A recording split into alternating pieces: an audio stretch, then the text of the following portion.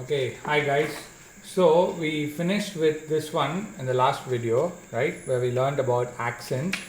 Now we will start with this.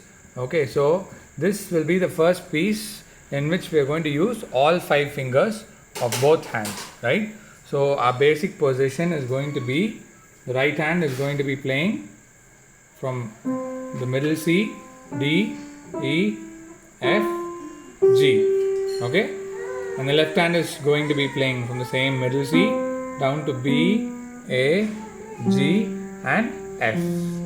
Okay, so this will be our basic position, right? So now this drill that's mentioned here, right, you will practice this as all the other drills that have gone before. Okay, so now we'll play this piece. Okay, so now if you notice this piece, I will show you two ways of playing this piece. Okay, and one is a more creative way of playing the same piece. Okay, so first let's get the notes correct and let's play the piece. Okay, I'll play it very slowly first.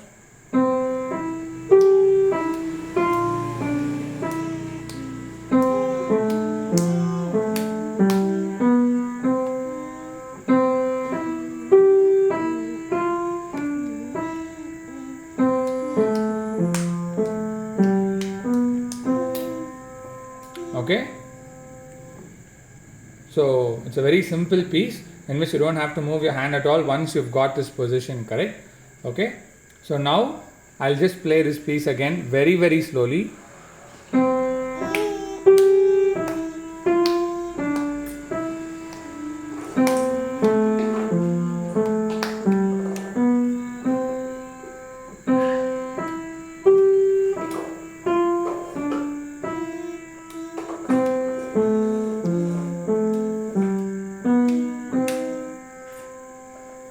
Okay, now there's one other way of playing this piece. Okay, if you just think a little creatively, you'll see that the name of the song is Mr. Frog is full of hops. Okay, so you all know how a frog hops, right? So a way of playing it creatively will be to bring out that hopping sound in this song. So how will we do that? We'll do that just by imitating how a frog hops. If a frog were to hop over this piano, it will hop like this, right?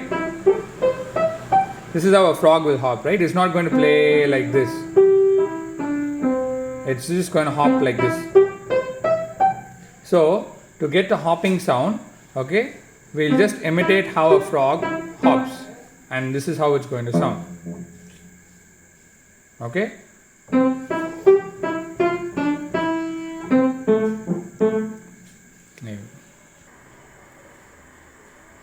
Is it continuing? Yes, Oh. yes. Okay, I'll just play that again. Okay, so now this is with a frog hopping sound. Okay,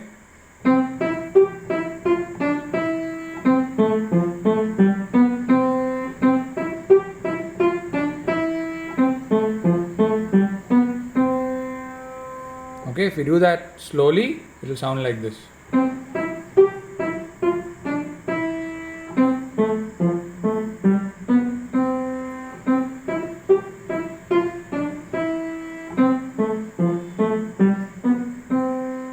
Okay, now we'll go on to the next one. Okay, so here we introduce something called the phrase.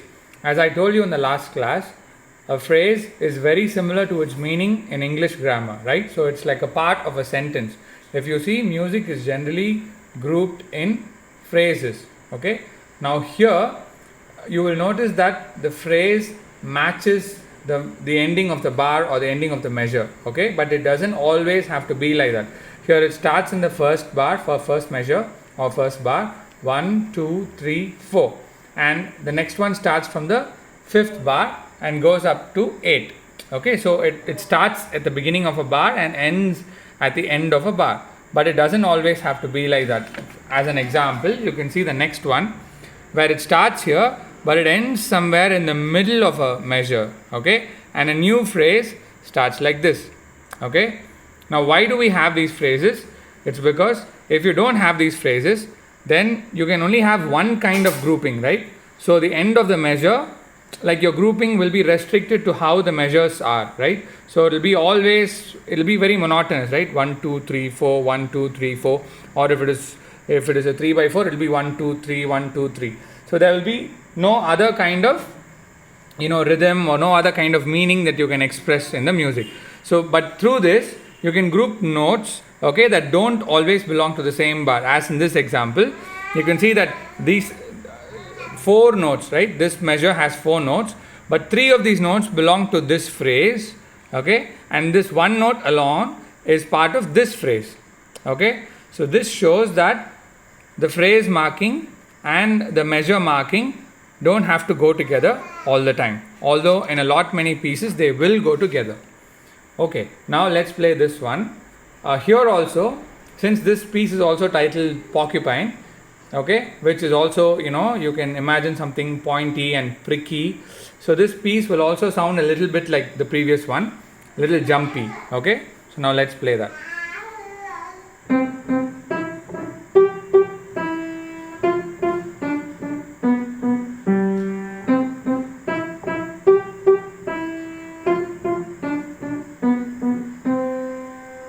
So here if you notice, each one is a phrase, okay, with a small pause, okay. You can have a small pause at the end of the first phrase and before the second phrase begins, like this.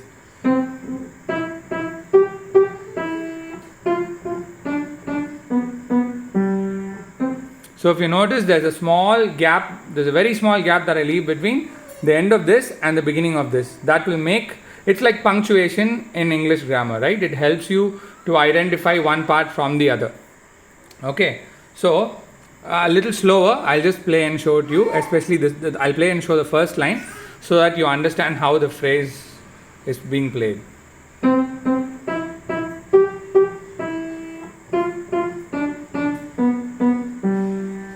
I played even slower.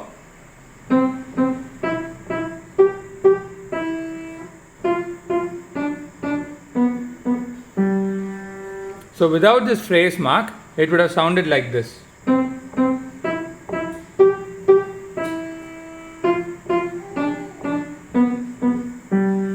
So there was no gap between this note and this note, okay? But you can leave a small gap so as to identify that that's the end of this phrase and a new piece of music, not a new piece of music, sorry, a new section of the music begins, okay? So once you're done with this, we'll move on to the next one, okay? Okay, here we introduce something called a rest, okay? So what is a rest? It's very simple.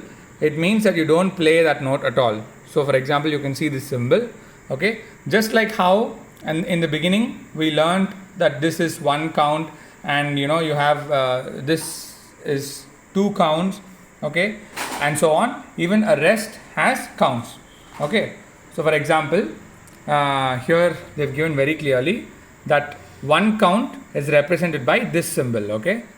It's called a quarter rest, okay, because it equals 1 count. So whenever you see this in the right hand or the left hand, it means that it's a rest of 1 count, okay. This is a rest of 2 counts, okay, called a half rest, and this is a rest of 4 counts called a whole rest.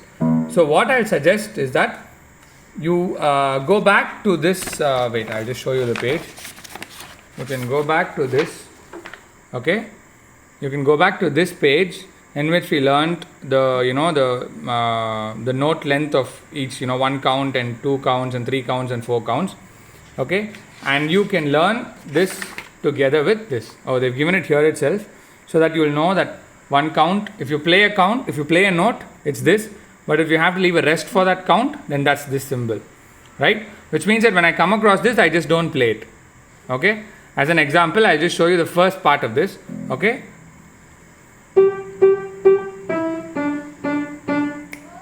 See, that snap that I did is a rest in which I didn't play.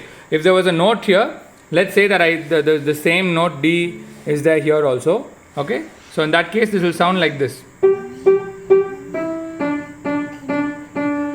But this last note is not there, right? It's a rest, okay. You can just imagine a snap, okay. So it will sound like this. So that snap I didn't play because it's a rest. And you will also notice that when the right hand started, there was no music for the left hand. So that's why they've represented by this whole rest, which means that the whole bar, which is 4 counts, as you can see here, the left hand does nothing. Okay, and here they've given a half rest. Okay, so for 2 counts, the left hand does nothing. Okay, and then they've given a 1 count rest or a quarter rest. So that's a total of 3 counts rest for the left hand. So the left hand music starts with the 4th count in this measure. Okay, so instead of leaving it blank, okay, because if they left it blank, you will not know when to start this, right? That is where a rest comes in very useful. So, but now you do know, right? Because this is a 2 count rest, this is a 1 count rest. So when my right hand is playing these 3 counts, my left hand does nothing. Okay, and when I'm done with this, then the left hand starts. So I'll just show that to you. 1, 2, 3. Saw that? So 1, 2, 3. So for the first 1, 2 and 3, the left hand is resting, waiting to play. On the 4th count, we have a note here for the left hand, and so the left hand played. So now I'll just play it once, and then I will show you where the phrasing comes in here also.